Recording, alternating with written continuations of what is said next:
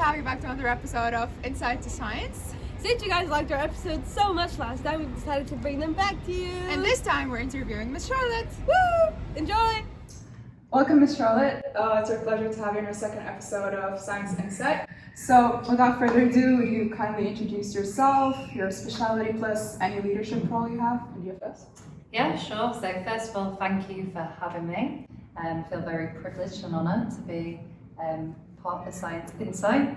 So I've been in the school, this will be my 5th year. I started by being Deputy Head of Science and then progressed to be Head of Science and Head of Biology. And that's because my specialism is in biology. So I've got a degree in biological sciences and then a master's in epigenetics. And then I went into teaching. I've been doing that for about 8 years now. And this year I've started a new role as a Founders Development Leader within the school. And I'm now looking at science across the whole school, so from FS all the way up to post-16, looking at building a connected, progressive curriculum because science is such a popular subject, with 97% of our A-level students choosing science. And I'm also looking at science across our cluster schools as well to really make GEMS a science specialism centre. Nice. Okay. And how long have you been a science teacher? So 8 years I've been a science teacher. Half of my career has been in the UK and half of my career has been in Dubai. And where do you prefer? There's different challenges and there's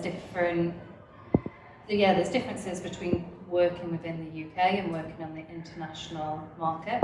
I would say things that I really enjoy about the international market is you guys are so confident and are willing to present and share ideas, and you have a lot more imagination and willingness to put yourselves out there, which I really admire.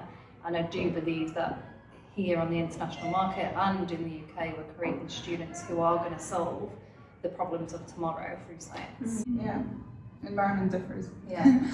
Okay, so next question. What got you interested in science in school, and did you have any inspirational science teacher?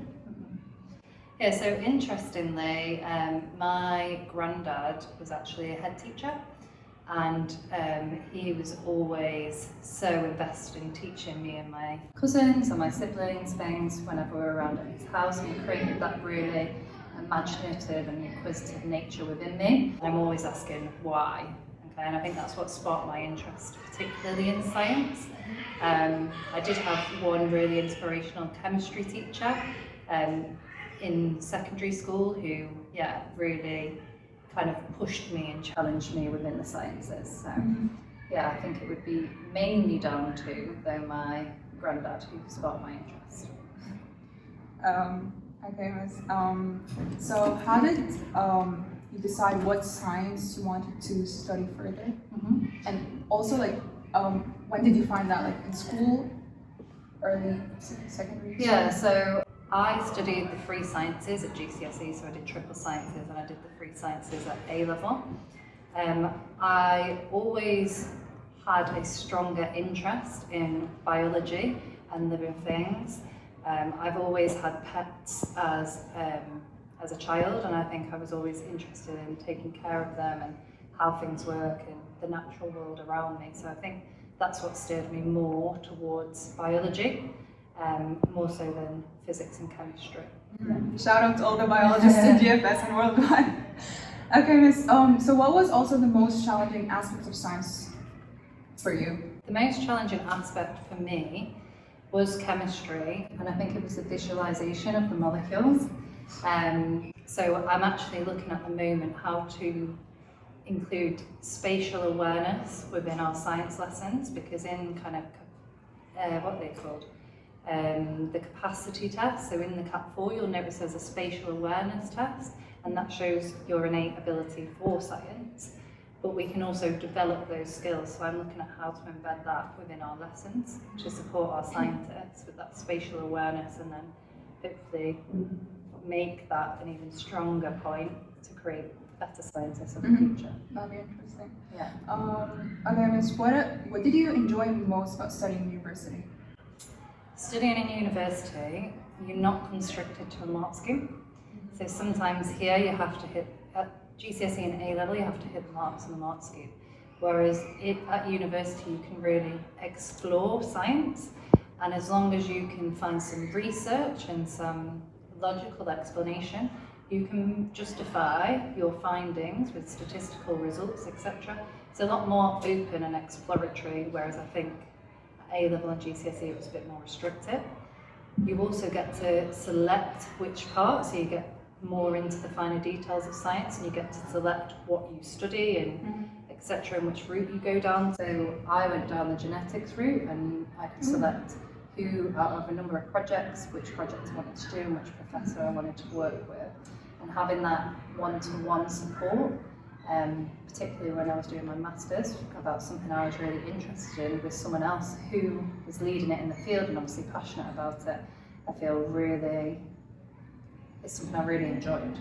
So we're both passionate about it, just getting to talk about. And from your own perspective, in university, is it more of like independent work? So you on yourself? Yeah. Or only? So yeah, that's at like university it's a lot more independent.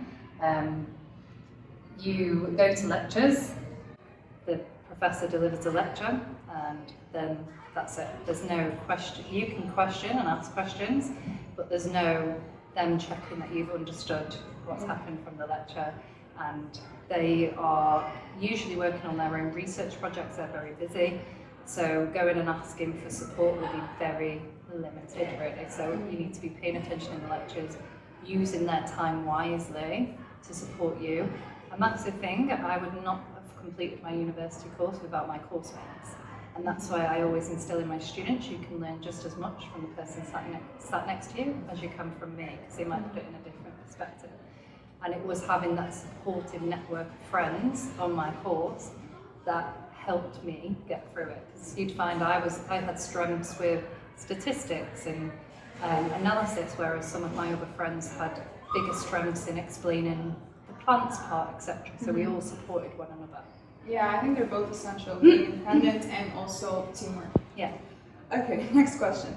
Have you had any jobs or done any research in the science field before studying? When I was doing my masters, I was doing research based on the epigenetics in fish, and then I worked for a company in the UK called McHugh, who were having issues with the transport of fish and that they weren't surviving the transport, and why was that, and what could I do to put in place to support those animals getting from stores and the transit of them. So there was kind of research looking at why the organisms were finding those conditions stressful and what we could do to improve them. Okay, next question.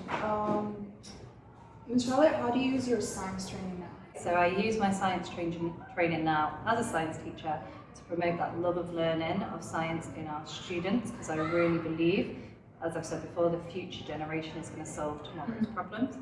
Also, as a leader, I use the scientific approach to everything I do. So if I want to embed a new initiative, I'm looking at where do we need an area of improvement, so I do my investigative work there. I collect data and look at how we can measure the impact that I'm going to have, and then we implement it and see the impact. Finally, Miss, do you know any good science jokes? Any good science joke? I'm not the funniest scientist, so I don't think I do know any of the science jokes, unfortunately. Put me on the spot there. Okay, so I think that's all. Thank you, Miss, for coming here, and I hope you enjoyed us. Thank you guys for watching. See you next episode. Thanks for having me. And that's all for today's episode. Mariam, who are we having up next? Next, we have Mr. Jones. Woo! Stay tuned!